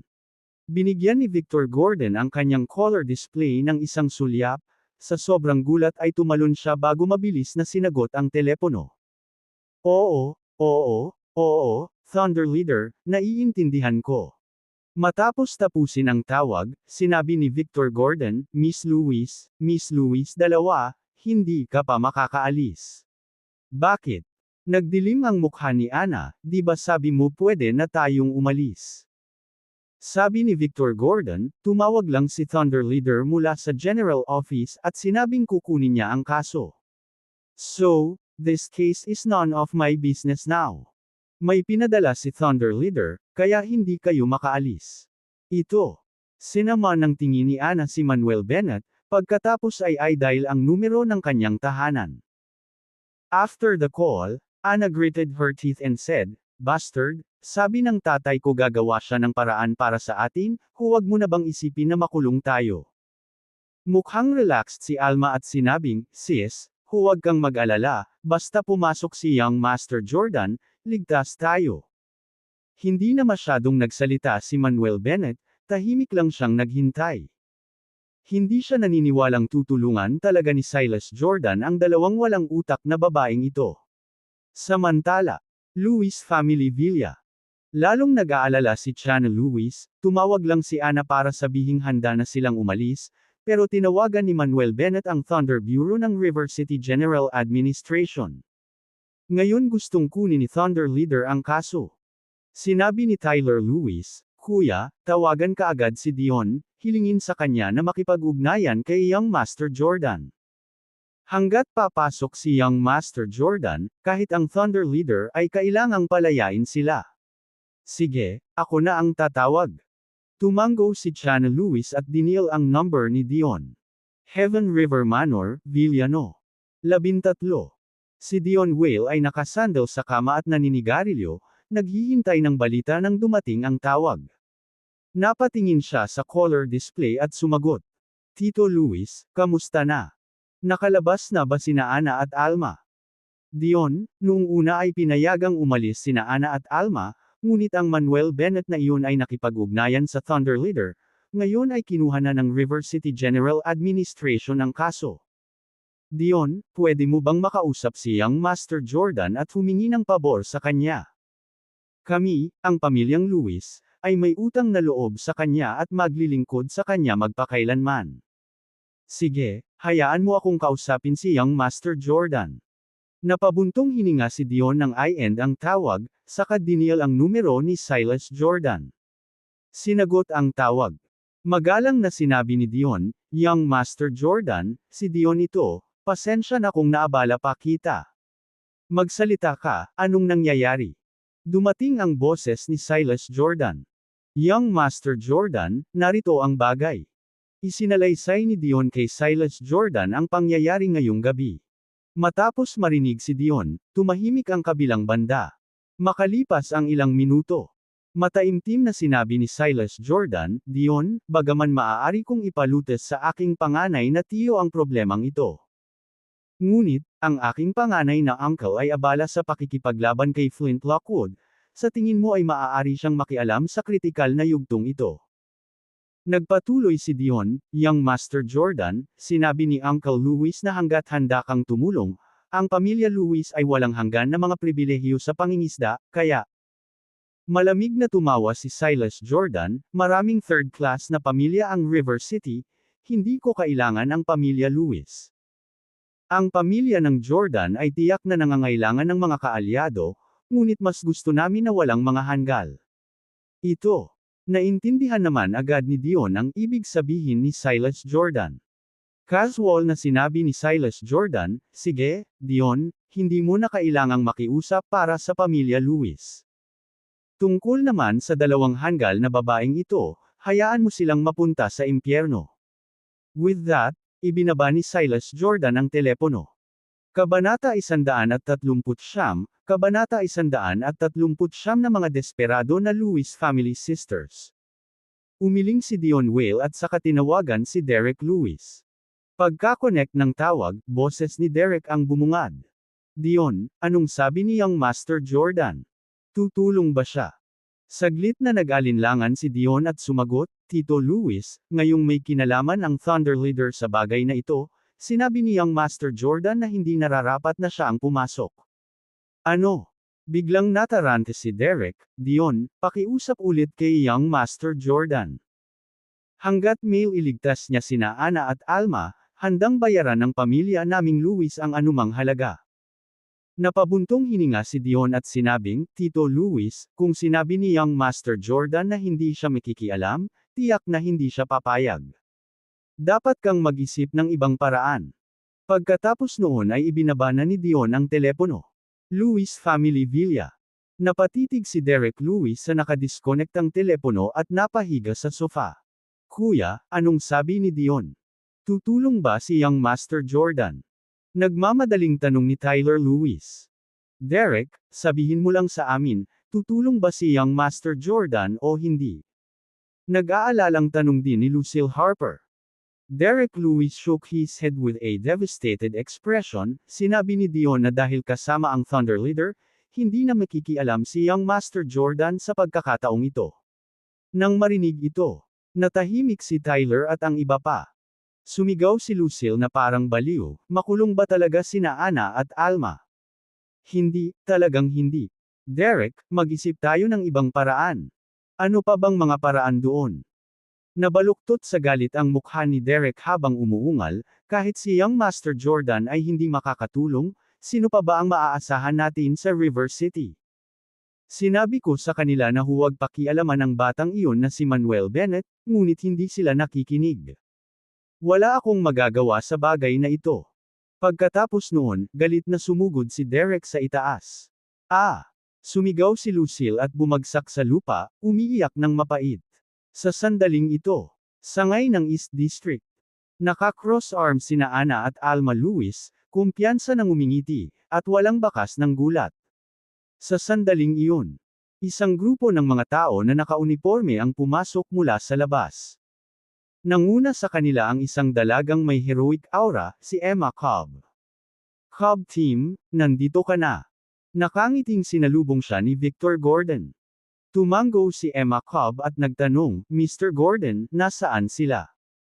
Itinuro ni Victor Gordon sina Ana at Alma Lewis, ang dalawang ito.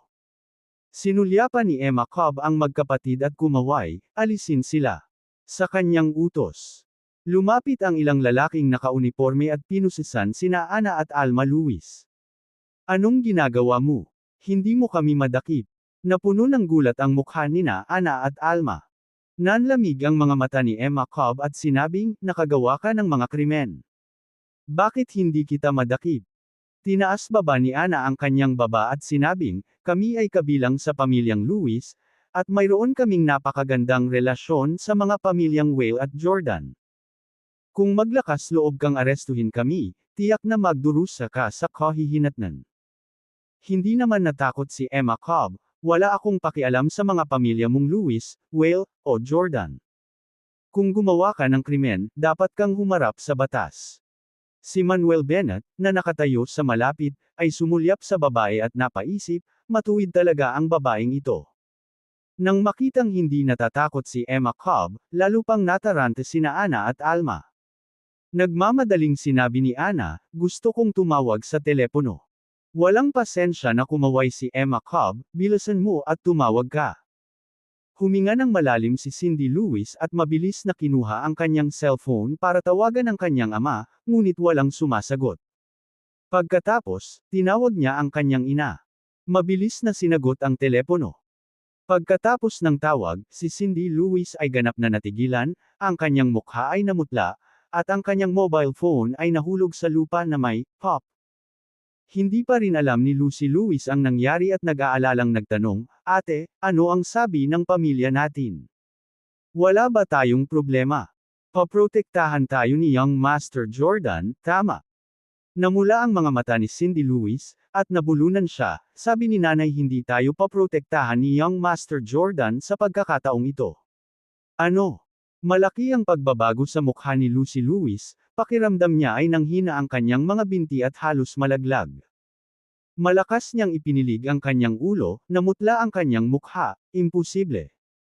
Hindi tayo maaaring baliwalain ni Young Master Jordan. Tapos na tumawag. Tiningnan ni Emma Cobb ang dalawa ng may paghamak, muling iwinagayway ang kanyang kamay, at sinabing, alisin sila. Oo. Ilang naka-uniporming lalaki ang tumugon, at pagkatapos ay pinona sina Cindy Lewis at Lucy Lewis palabas. Hindi. Ayokong makulong. Ayokong makulong. Takot na takot si Cindy Lewis, nakikiusap sa pamamagitan ng uhog at luha kay Manuel Bennett, Manuel, alam naming mali kami, patawarin mo sana kami kahit minsan lang, hindi na kami mangangahas na gawin ito muli. Umiyak din si Lucy Lewis, na mamaos na nagmamakaawa, Manuel, please let us go this once, we really do know we're wrong. Malamig na tiningnan sila ni Manuel Bennett at sinabing, nabigyan na kita ng maraming pagkakataon, ngunit hindi mo alam kung paano sila pahalagahan. Ang bawat isa ay may pananagutan para sa kanilang mga aksyon, at ikaw ay walang pagbubukod. Pagkatapos sabihin ito, lumingon si Manuel Bennett at hindi pinansin sina Cindy Lewis at Lucy Lewis. Sa isang alon ng desperadong pag-iyak, sina Cindy Lewis at Lucy Lewis ay inalis. Tumangala si Emma Cobb kay Julia Stewart at nagtanong, "Ikaw si Miss Stewart, Julia Stewart?" "Oo." Tumango si Julia Stewart at nagtanong, "Maaari ba akong magtanong kung sino ka?" Sumagot si Emma Cobb, "Ang pangalan ko ay Emma Cobb, at ako ang kapitan ng Cobb team sa River City Headquarters." "Nice to meet you, Miss Cobb." Nakipagkamay si Julia Stewart kay Emma Cobb. Maganda ang impresyon niya sa napakaganda, napakataas ng halaga, at maganda ang pangangatawan na babae sa kanyang harapan. Ang babaeng ito ay may malakas na pakiramdam ng hustisya at hindi natatakot sa mayayamang pamilya. Sinuri ni Emma Cobb si Julia Stewart at nakangiting sinabi, "No wonder you're the famous beauty president of River City, you've enchanted this guy and made him willing to be your assistant." Tumingin si Julia Stewart kay Manuel Bennett na may kakaibang ekspresyon, "Magkakilala kayo." Tumango si Manuel Bennett, "Nagkita kami noong huling pagkakataon noong hinuli ang mga kriminal." "Oh." Tumango si Julia Stewart bilang realisasyon. Nagtanong muli si Emma Cobb, "Mr. Bennett, paano naman ang bagay na iminungkahi ko noon, hindi mo ba talaga ito isasaalang-alang?" "Hindi." Umiling si Manuel Bennett. Kinagat ni Emma Cobb ang kanyang mga ngipin at sinabing, "Kung kailangan ko ng tulong mo sa hinaharap, tutulungan mo ba ako?" Nagkibit balikat si Manuel Bennett, "Depende sa mood ko." "Ikaw." Galit na tinapakan ni Emma Cobb ang kanyang paa, "Hindi ka talaga madaling pakitunguhan." Palam." Hindi na kita makikita."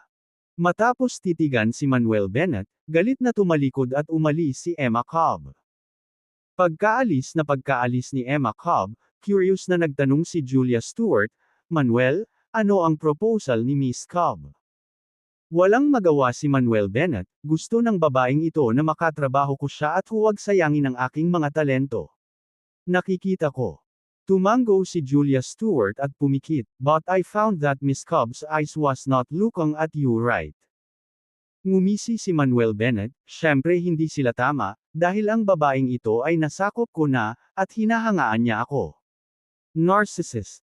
Inilibot ni Julia Stewart ang kanyang mga mata kay Manuel Bennett at saka bumangon at sinabing, "Gabi na, uwi na tayo." "Okay." Tumango si Manuel Bennett at umalis sa East District Branch kasama si Julia Stewart. Kabanata 140, Kabanata 140, higit sa supply ang demand. Sa hating gabi, River City People's Hospital. Sa isang ICU ward. Sina Sato Taro, Kazuo Nakamura, Sakin Hawkins, at Silas Lewis ay lahat ay nakahiga sa kanilang mga kama.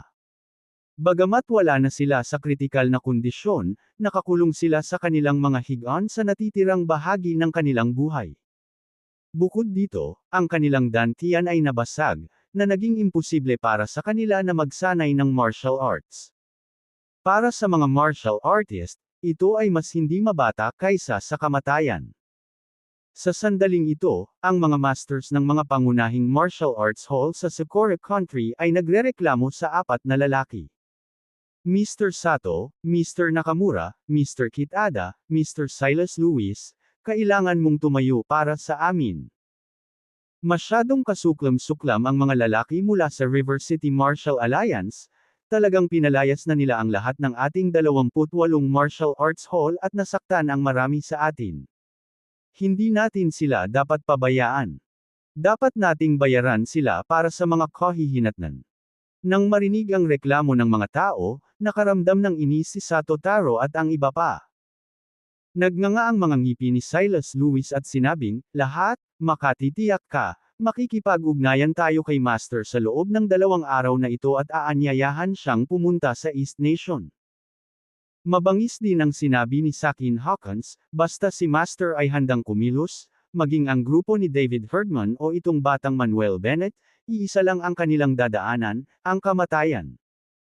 Galit ding sinabi ni Kazuo Nakamura, kapag nalaman ni Master na tayo ay baldado, siya ay magagalit at maghihiganti para sa atin, papatayin ang lahat ng mga bastard na iyon. Masama ring sinabi ni Sato Taro, kailangan kong ipaghiganti ito. Gusto kong patay na si Bennett. Walang sinuman sa grupo ni David Herdman ang maliligtas. Mahusay, iyon ay magiging mahusay. Kung maimbitahan natin si Marshall Saint na lumabas ng bundok, walang alinlangan na mamamatay ang mga iyon. Malakas ang kapangyarihan ng Marshall Saint, at hinihintay ko ang araw na dumating siya sa River City. Ang lahat ng mga Hallmasters na naruroon ay napuno ng pananabik at pag-asa. Kinabukasan.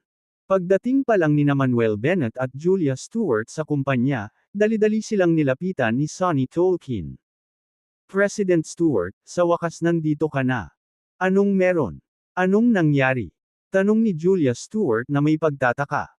Walang magawang sinabi ni Sonny Tolkien, President Stewart, kalahating oras na ang nakalipas, pumunta lahat sa kumpanya sina President Spence, Director Lee, at President Cahill. Hinihintay kanila sa opisina. Natigilan si Julia Stewart, bakit hinanap ako ni President Spence at ng iba pa? May nangyayari ba? Sinabi ni Sonny, sinabi ni President Spence at ng iba pa na ang aming mga bagong produkto ay nabenta ng husto kaya ang kanilang mga stock ay naubos sa loob lamang ng isang gabi. Kaya gusto nilang magtanong kung may natitira pa ba kaming stock, at kung maaari silang magkaroon muna. Naubos na rin daw ang mga paninda ng ibang mga boss at naghihintay na mag-order. Ano? Nabigla si Julia Stewart, sa isang gabi lang, naubos na ang 300,000 kahon ng paninda. Oo, Presidente Stewart. Tumango si Sonny Tolkien na may mapait na ngiti. Puntahan muna natin si President Spence at ang iba pa. Huminga ng malalim si Julia Stewart at saka tinungo ang opisina. Sina Manuel Bennett at Sonny Tolkien ay sumunod na malapit sa likuran. Bagamat madaling araw ay abala na ang mga empleyado sa lugar ng opisina, at halos walang tigil ang pagtunog ng mga telepono. Isang empleyado ang sumugod kay Julia Stewart at sinabing, President Stewart, mayroon pa ba tayong natitirang stock? Nakatanggap ako ng 12 mga tawag sa telepono ngayong umaga, at bawat isa sa kanila ay nagtatanong kung mayroon pa kaming natitira. Oo, Presidente Stewart, nakatanggap din ako ng 12 mga tawag sa telepono. President Stewart, nakatanggap ako ng halos 100 tawag sa telepono. Sumama din ang ibang mga empleyado. Walang magawang ngumiti si Julia Stewart at sinabing, dahil sa pangangailangan ng madaliang pagkilos, pansamantalang wala tayong natitira pang stock. Maaari mong sabihin sa mga boss na maghintay ng kaunti pa. Sa sandaling magawa ang pangalawang batch ng mga kalakal, ipapamahagi namin ang mga ito sa lahat sa lalong madaling panahon. Pagkasabi nito ay nagmamadaling tinungo ni Julia Stewart ang opisina. Nang makarating sa pinto ng opisina, kumatok si Julia Stewart sa pinto, pagkatapos ay itinulak ito at nakita sina Janice Swan, Sawyer Lee, at Boris Cahill na nakaupo sa sofa, nag-uusap. Nang makitang papasok si Julia Stewart, mabilis na bumangon si Janice Swan at ang dalawa pa at binati siya. President Stewart, it's about time you arrived. Kung hindi ka pumasok, pupunta kami sa bahay mo at hahanapin ka. President Stewart, may natitira pa ba tayong stock? Simula kagabi hanggang ngayon, manhid na ang mga kamay ko sa pagsagot sa mga tawag sa telepono. Oo, pinatay ko na ang cellphone ko. Ikinalat ni Julia Stewart ang kanyang mga kamay at sinabing, President Spence, Director Lee, President Cahill, hindi ko inasahan na magiging ganoon kalaki ang benta ng aming bagong produkto, kaya 300,000 kahon lang ang ginawa namin. Ngayon wala na talaga kaming stock, at kung gusto mong makakuha ng mga supply, kailangan mong maghintay. Bagamat inasahan na ni Janice Swan at ng dalawa pa ang resultang ito, medyo nabigo pa rin sila. Julia Stewart comforted them, huwag kayong ma-disappoint, tutal ang ganda naman ng mga bagong benta namin ng produkto, hindi naman masakit ang paghihintay. Tumango si Janice Swan at sinabing, sige, President Stewart, pakibilisan. Idinagdag din ni Sawyer Lee, President Stewart, kailangan nating magmadali at samantalahin ang pagkakataong mabawi ang merkado mula sa Prosperity Pharmaceutical habang nananatiling popular ang ating produkto. Sa ngayon, dapat nalaman na ng Prosperity Pharmaceutical ang sitwasyon, kaya tiyak na susubukan nilang harapin kami. Sa sandaling makagawa sila ng mas mahusay na produkto, hindi ito magiging kapaki-pakinabang para sa amin. Nang hindi na hinintay na magsalita si Julia Stewart, tumawa si Manuel Bennett at sinabing, Director Lee, ilagay mo lang ang puso mo sa tiyan mo. Simula pa lang ito. Anuman ang uri ng produkto na ginagawa ng Prosperity Pharmaceutical sa hinaharap, mahinahon nating makayanin ito. Ang Jade Beauty Facial Mask, na ito ay ang unang produkto lamang, at gagawa kami ng higit pa at mas mahusay na mga produkto sa hinaharap. Tumawa si Sawyer Lee, tama, kasama si Dr. Bennett na nakaupo dito. Natatakot ako na hindi tayo magkukulang ng mga kamanghamanghang lihim na race eta. Tama, si Dr. Bennett ay maladyos na figura, at anumang race eta na ilalabas niya ay madaling makakatalo sa Prosperity Pharmaceutical. Tumunog din si Boris Cahill ng pambabala. Ngumiti ng pilit si Manuel Bennett at sinabing, sige, huwag mo nang istorbohin si President Stewart, gawin mo na lang ang kailangan mong gawin at hintayin ang mga gamit. Sinabi ni Julia Stewart kay Boris Cahill, President Cahill, dahil napakahusay ng pagbebenta ng aming bagong produkto, pinaplano ng East Beauty Pharmaceuticals na pataasin ang produksyon. Mangyaring siguraduhin na ang mga hilaw na materyales mula sa iyong panig ay makakasabay. Naiintindihan, naiintindihan. Paulit-ulit na tumango si Boris Cahill, mula ngayon, ang Treasure Forest Herbs ay magsusupply ng pinakamaraming hilaw na materyales hanggat maaari sa East Beauty Pharmaceuticals. Ngumiti si Julia Stewart at sinabing, salamat, Pangulong Cahill. By the way, President Stewart, naisipan mo na bang maghanap ng mga dealer sa ibang probinsya at lungsod para ibenta ang mga facial mask natin sa ibang probinsya at lungsod? Sa oras na ito, binanggit ito ni Sawyer Lee. Oo, pinag-iisipan ko ang isyo kagabi. Ang aming mga produkto ay mahusay, at sa palagay ko maaari naming palawakin ang aming merkado. Oo, naniniwala ako na ang aming mga produkto ay magbebenta rin sa ibang mga probinsya at lungsod. Nag-cheat din sina Janice Swan at Boris Cahill. Tulad ng nakatayo, ganap nilang nakilala ang kanilang sarili sa East Beauty Pharmaceuticals, at natural, umaasa sila na ang kumpanya ay magiging mas mahusay at mas mahusay.